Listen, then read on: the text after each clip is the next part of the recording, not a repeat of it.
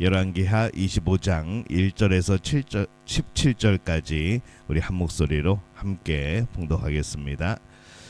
시드기야 제9년 열째 달 10일에 바벨론의 왕 느부갓네살이 그의 모든 군대를 거느리고 예루살렘을 치러 올라와서 그 성에 대하여 진을 치고 주위에 토성을 쌓음에 그 성이 시드기야 왕 제11년까지 포위되었더라.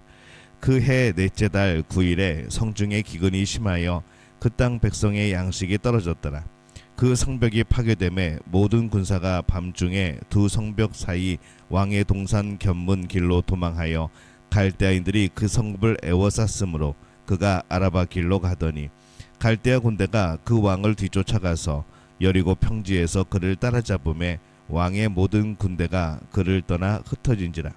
그들이 왕을 사로잡아 그를 리블라에 있는 바벨론 왕에게로 끌고 가매 그들이 그를 신문하니라. 그들이 시드기야의 아들들을 그의 눈 앞에서 죽이고 시드기야의 두 눈을 빼고 노사슬로 그를 결박하여 바벨론으로 끌고 갔더라. 바벨론 왕 느부갓네살의 19째 해 5월 7일에 바벨론 왕의 신복 시위대장 느부사라딘이 예루살렘에 이르러 여호와의 성전과 왕궁을 불사르고 예루살렘의 모든 집을 귀인의 집까지 불살랐으며 시위대장에게 속한 갈대아 온 군대가 예루살렘 주위에 성벽을 헐었으며 성중에 남아있는 백성과 바벨론 왕에게 항복한 자들과 무리 중 남은 자는 시위대장 느부사라단이 모두 사로잡아 가고 시위대장 그 땅에 비천한 자를 남겨두어 포도원을 다스리는 자와 농부가 되게 하였더라. 갈대 사람이 또 여호와의 성전의 두 놋기둥과 받침들과 여호와의 성전의 놋바다를 깨뜨려 그 놋을 바벨론으로 가져가고 또 가마들과 부삽들과 부집개들과 숟가락들과 섬길 때 쓰는 모든 놋그릇을 다 가져갔으며 시위대장이 또 불 옮기는 그릇들과 주발들 곧 금으로 만든 것이나 은으로 만든 것이나 모두 가져갔으며 또 솔로몬이 여호와의 성전을 위하여 만든 두 기둥과 한 바다와 받침들을 가져갔는데 이 모든 기구의 놋 무게를 헤아릴 수가 없었으니 그 한 기둥은 높이가 18규빗이요 그 꼭대기에 놋 머리가 있어 높이가 3규빗이요 그 머리에 둘린 그물과 석류가 다 놋이라. 다른 기둥의 장식과 그물도 이와 같았더라. 아멘. 할렐루야. 하나님의 은혜가 오늘 이 새벽에 하루의 첫 시간을 주 앞에 드리는 우리 믿음의 가족들에게 함께 하시기를 예수님의 이름으로 축원합니다. 오늘 예루살렘의 멸망, 이 유다의 멸망에 대한 그런 내용을 담습니다. 오늘 말씀의 처음에 이렇게 시작하죠. 시드기야 제9년 열째 달 10일에 바벨론의 왕 느부갓네살이 그의 모든 군대를 거느리고 예루살렘을 치러 올라와서 그 성에 대하여 진을 치고 주위에 토성을 쌓음에 이 유다의 왕 시드기야가 애굽 편에 섰습니다. 9년 전에 자신이 시드기야를 왕으로 세웠는데 자신을 배신하고 애굽의 편이 된 것이 이제 이 모든 일의 시작이 되어집니다.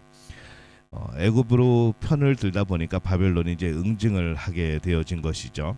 당시 유다 정치인들은 이 바벨론파 그리고 애굽파로 나뉘어져 있었습니다. 애굽파가 더 득세하여서 이제 바벨론을 배신하고 애굽 편을 들게 된 거죠. 시드기야와 정치인들은 파가 나뉘어서 이 정치 싸움을 하다가 결국 바벨론 왕의 침공을 받게 됩니다.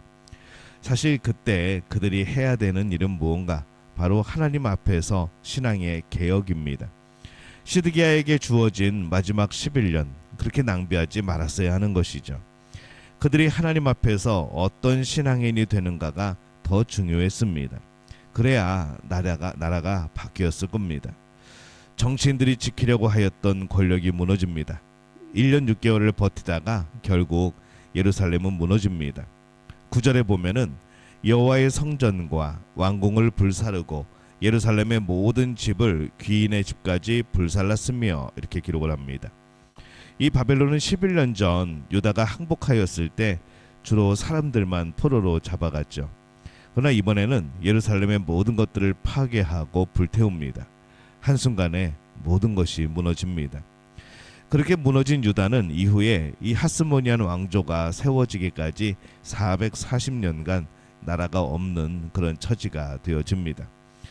무엇보다도 이 성전이 무너진 것이 가장 안타까운 일이죠. 그러나 그렇게 무너진 성전 때문에 이 말씀이 더욱더 세워지는 또 그런 일들도 벌어집니다. 이 성경을 가르치는 미드라시, 그리고 신약 시대에 너무 과해서 문제가 되었던 이 율법에 대한 이 장로들의 전통, 그것으로 불리는 미시나, 그리고 탈무드, 이런 것들이 건물 성전이 무너지면서 세워지게 되어집니다. 이 하나님 나라를 향한 몸부림이죠.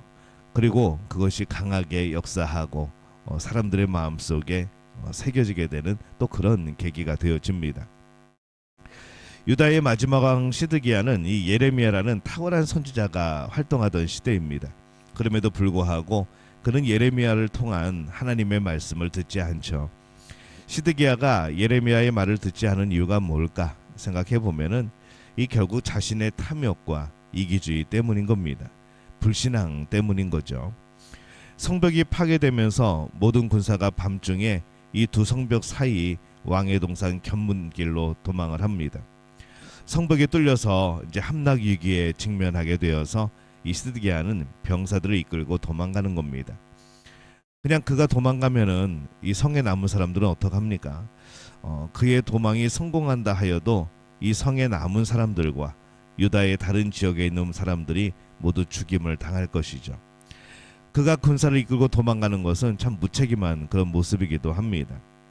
사실 예레미야는 그에게 이 바벨론에 항복하라는 하나님의 말씀을 전했습니다. 그러나 그는 친바벨론파 사람들에 대한 염려로 항복하지 않았습니다.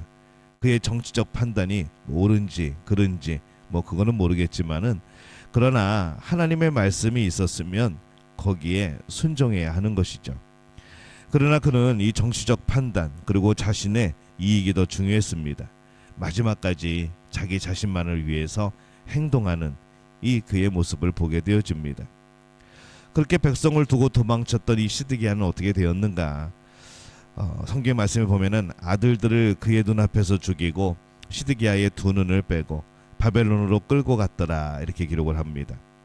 이 바벨론 왕은 그에게 비참함을 안기기 위해서 아들들을 죽이는 것을 마지막으로 보게 하고 눈을 뺍니다. 시드기야는 이제 그가 마지막 본 그 모습을 가슴에 안고 평생 고통스럽게 살게 될 것이죠. 시드기야는 자기 자신만을 위해 살았지만은 결국 자기 아들들을 지키지 못합니다.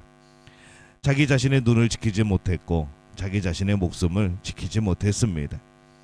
그는 바벨론으로 끌려가 감옥에서 아무것도 보지 못한 채 살다가 생을 마치게 되어지죠.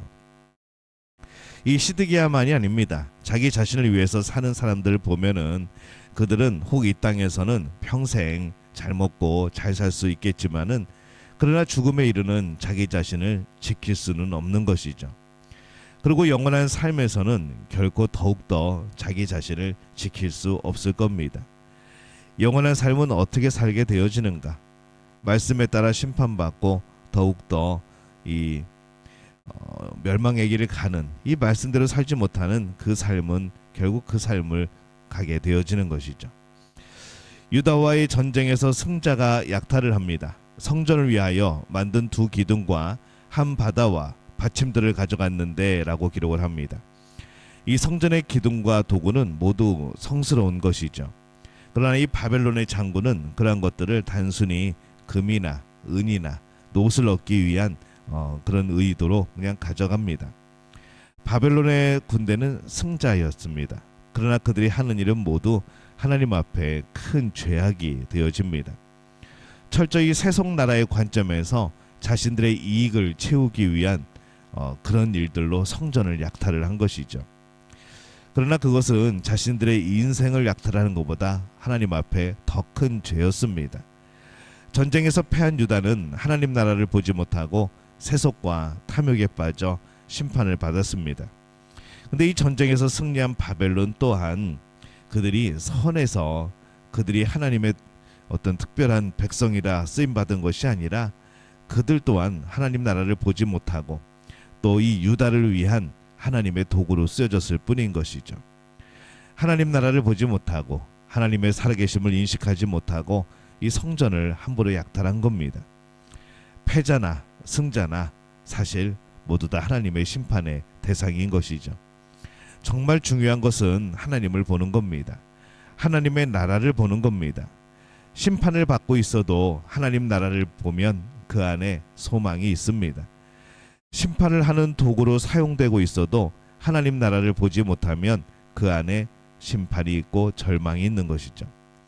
지금 중요한 것은 전쟁에서의 패배나 승리가 아니라 그 안에서 하나님의 나라를 보는 겁니다. 창조주 하나님께서 무엇을 하고 계시고 그 안에서 우리가 어떻게 순종을 해야 하는지 보는 것이 중요합니다. 유다가 멸망하는 과정을 오늘 아주 담백하게 이 성경은 말씀을 하고 있습니다. 그것은 힘이 없어 어쩔 수 없는 것이 아니라 유다가 잘못하여서 당연히 멸망하는 것이기 때문에 어떤 안타까움이나 어떤 그런 미련이나 이런 느낌 없이 그 모든 과정들을 담백하게 서술해 나가고 있는 것이죠. 중요한 것은 이제라도 멸망의 길이 아니라 생명의 길을 가는 겁니다. 이제라도 눈을 떠서 보아야 합니다. 하나님을 보아야죠. 하나님 나라를 보아야 합니다. 다행히 유다에는 하나님 나라를 보는 사람들이 생겨나게 되었고, 그래서 이후에 놀라운 일이 그들에게 펼쳐집니다. 우리는 어떤가 생각해 봅니다. 우리 또한 하나님의 나라를 바라보며 살아가야 됩니다. 이 권력 욕심에 빠진 사람들의 말에 속지 말고, 또 세속적인 가치관 속에 살아가는 사람들의 말에 속지 말고, 우리 자신이 하나님 나라를 온전히 바라보고 또 우리의 아버지 되신 하나님을 바라보고 살아가야 하는 것이죠. 어느 순간이든 하나님 나라를 보는 사람에게 생명이 있습니다. 어느 순간이든 예수 그리스도의 이름을 기억하는 이들에게 생명이 있는 것이죠.